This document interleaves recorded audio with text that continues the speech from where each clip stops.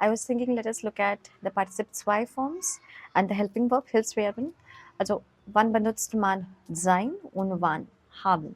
Okay, this video might be a little longer, but if you wait until the end, if you watch it until the end, you will definitely understand the difference.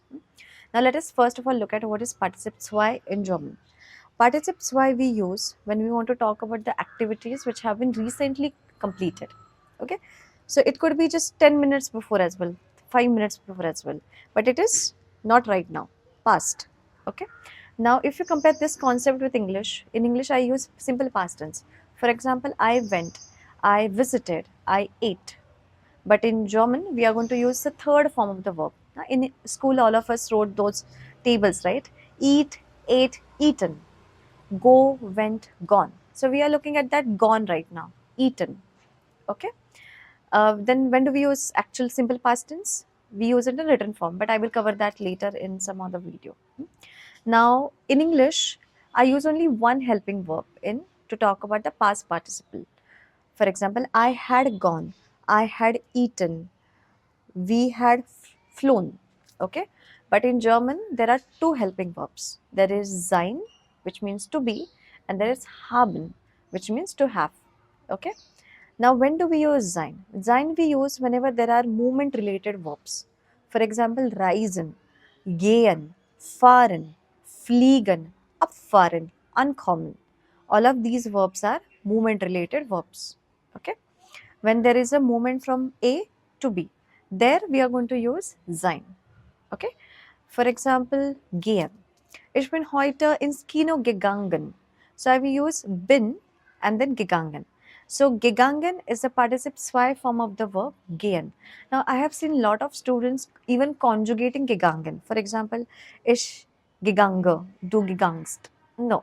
Okay, we are only going to conjugate the helping verb, and that participle 2 will be kept at the end of the sentence. Okay, I have listed down some more examples into the description. You can take a look at that. Second application is when there is a change in state. For example, sterben, yeah, to die, a complete change in state. Or einsteigen, to get in. Aussteigen, to get out. What else? Aufstehen. You were sleeping for a long time, now you have gotten up. Aufwachen. Okay. Now all of these verbs will include a change in state. Now for this, you have to train your brain a little. Now when I say ich bin heute ins Kino gegangen, if I look at the English version of it, it is still going to be I had gone, I went. So I still use had because that's the English grammar, that rules that we have to follow. But in German, we have a different grammar. So we have to follow that grammar. Okay. The best way to practice all of this will be to write down few sentences. I have also listed down few verbs in the description of this video. Do not forget to check and save this video first of all. Then second is haben.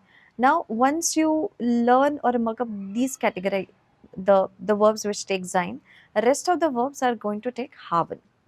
For example, eat. Ich habe gegessen. To drink. Trinken. Ich habe getrunken. Okay. Hast du getrunken? Ja. Hast du etwas zum Frühstück gegessen? Okay. So such verbs will include the participle 2, the helping verb as haben. Okay. Now, I always try to simplify the grammar, but I also suggest all of my students that some चीज़ों के लिए we try to find a logic, but some it is better to just mug up. Okay, so you can just go to the description of this video, check all of the verbs that require sein. Okay, and if you have any questions, do let me know in the comments. And also, if this video has helped you, that also I would like to know. Take care. Bye bye.